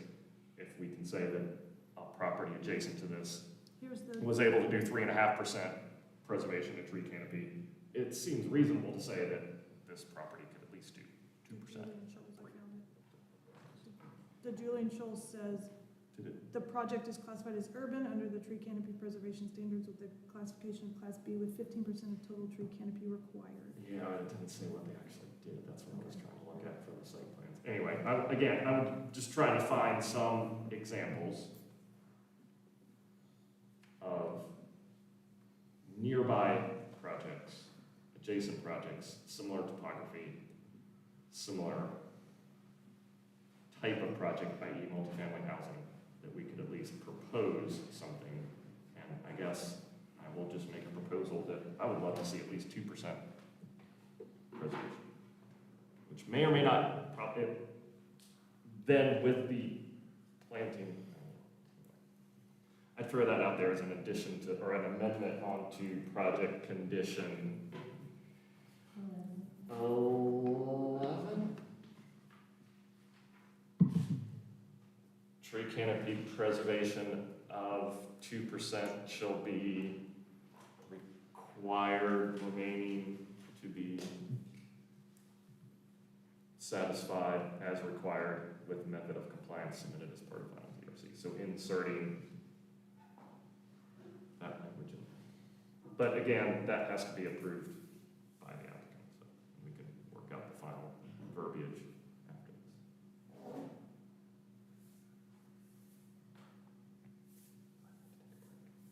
Yeah. Just for everybody, I think. Yeah, I think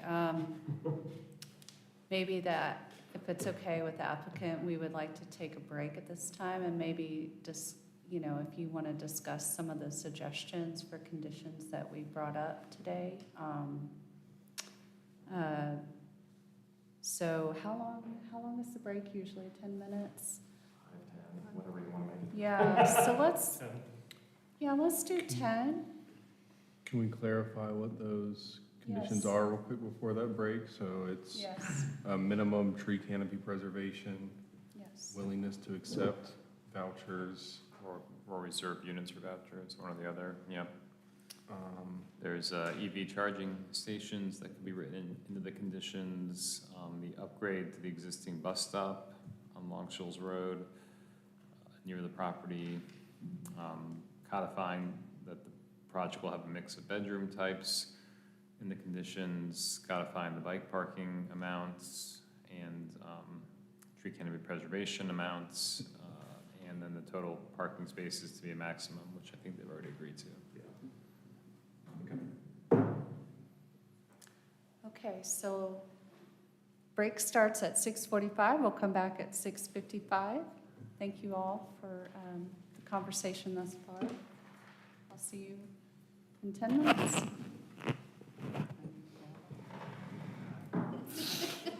I will do it.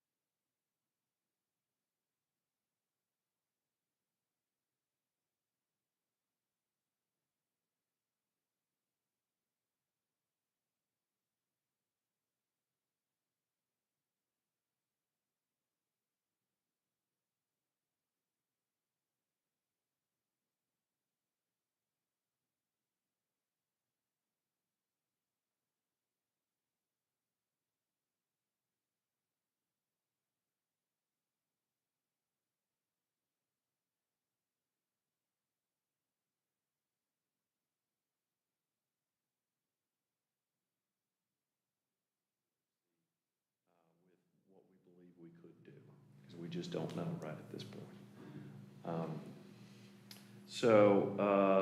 And in terms of the voucher, we are committed to making a presentation to City Council and not remaining silent on that topic and discussing the voucher issue.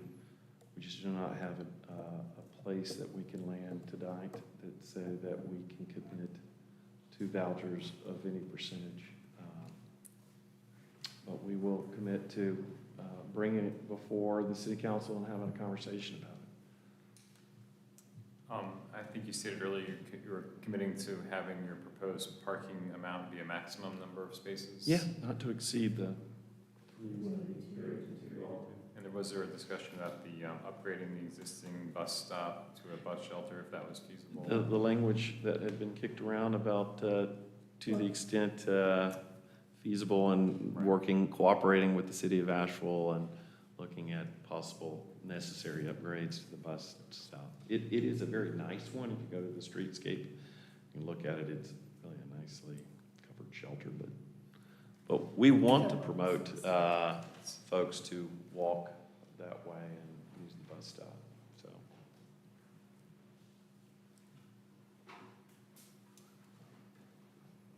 Thank you for being willing to make those changes on the conditions. Sure. Yep.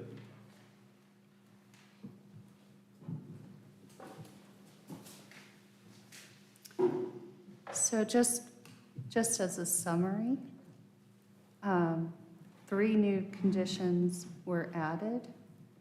That is the proposal of 40 bikes, parking spaces in lieu of the required 20.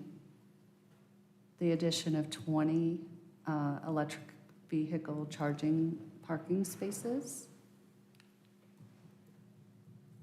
The listing of a mixture of units as a condition and to include 3-bedroom units. And then revision to, let's see, which condition was that?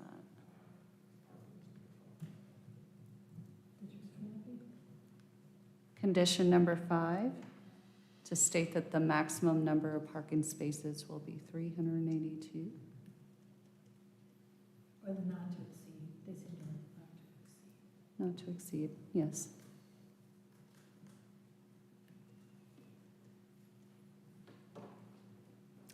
And the bus shelter upgrade, I need clarification on that because I saw a picture of a very fancy one and I wasn't sure if that was on the side of this project or the other side of Long Shoals. It's on the other side.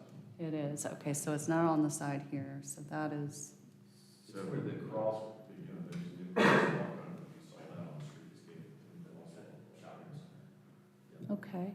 Entrance, because they added a Oh, is this at Julian Shoals? Correct. I see, Okay. okay. That's now a signalized intersection. And that has that fancy bus shelter? So which bus shelter are we talking about? Just So working they- with staff to look at Did they move it? They were talking about the one at Plot Place. a plot place? There's a bus stop at Plot Place and it's just a sign in the median. So maybe that could be upgraded. James was just telling me that there was a project recently approved where the bus stop is on our side and it just hasn't been installed yet. I think 221 Long Shoals had to do a bus stop at that traffic light, didn't they? And that's 1 block away from this property. So I'm not sure the city would let 2 bus stops go that close together. Oh, there it is. Yeah, this is just based on where the existing bus stops are, so I don't think there's a bus stop at that signalized intersection. So we would not have them add a shelter if there wasn't a bus stop there. We can double check on that. I think if there's already a bus shelter proposed at Plot Place, then this condition is moot, but if there's not. This is the bus stop that's there right now. Correct, yeah, so as of September, there's not a bus shelter at Plot Place. I don't think 221 Long Shoals is upgrading that bus stop, but it is an existing functioning bus stop today. It's, So, yes, I think said, if I'm understanding you correctly, it would be there at Plot Place on our side of the street. It's an Correct. existing stop it is. without a shelter. If staff deems that appropriate and the city deems that appropriate, if there's should be a shelter there. We could agree to Okay. work So that out. agree to figure out work how to with figure out city how to staff make a line. on the bus stop at Yeah, Clock Place. yeah, please. I was trying to pull up the ARC map to see if I could find the exact stop number. We want sure.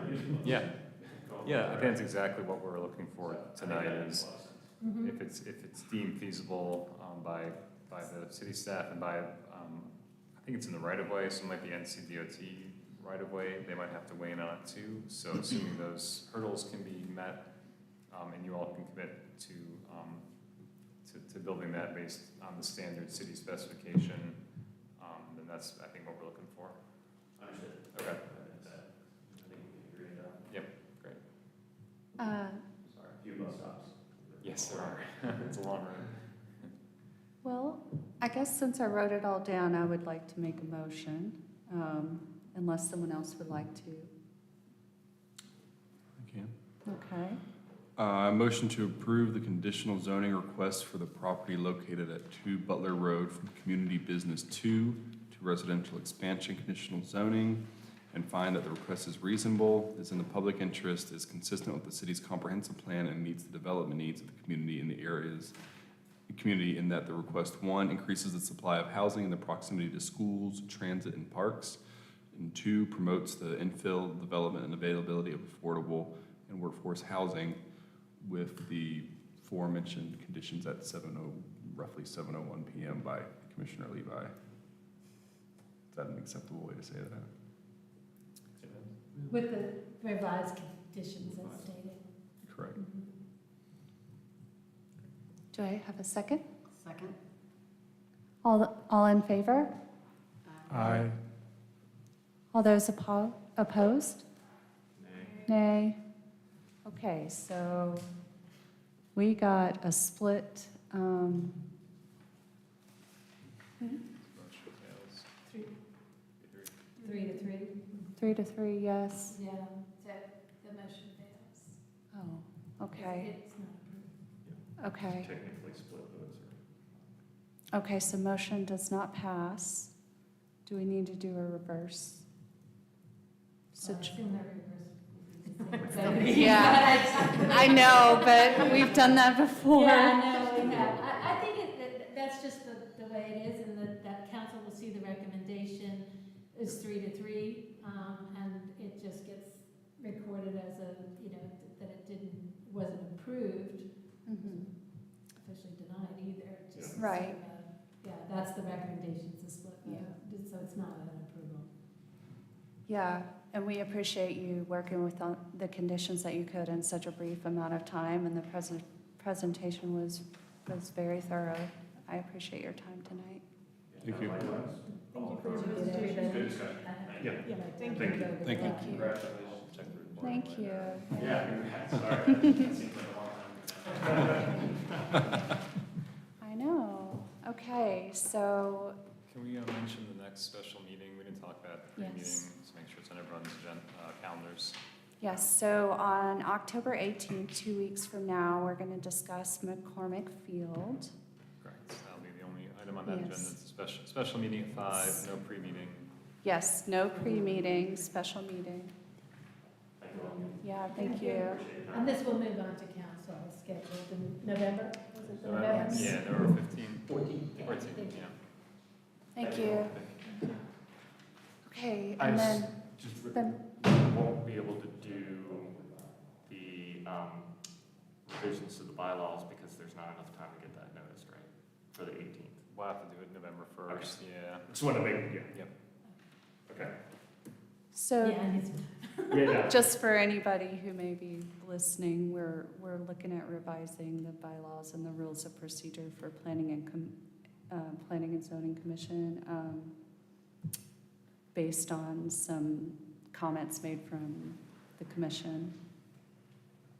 And, it's been a while, so we're hoping to update with more modern language, hopefully. Yep. And our next regular meeting is November 1st, and there will be a pre-meeting at 4:30. Do we have a motion to adjourn? Motion to adjourn? Also, I forgot, Joe. It's not Thank- the last one. Well- Don't say never, don't say last until I'm actually not here. We need to mentally prepare, so I'm trying to start now. Thank you for your service. Thanks, Yeah. Joe. Okay, does anyone second the motion to adjourn? I'll second. All right, all in favor? Aye. Okay, I get to gavel.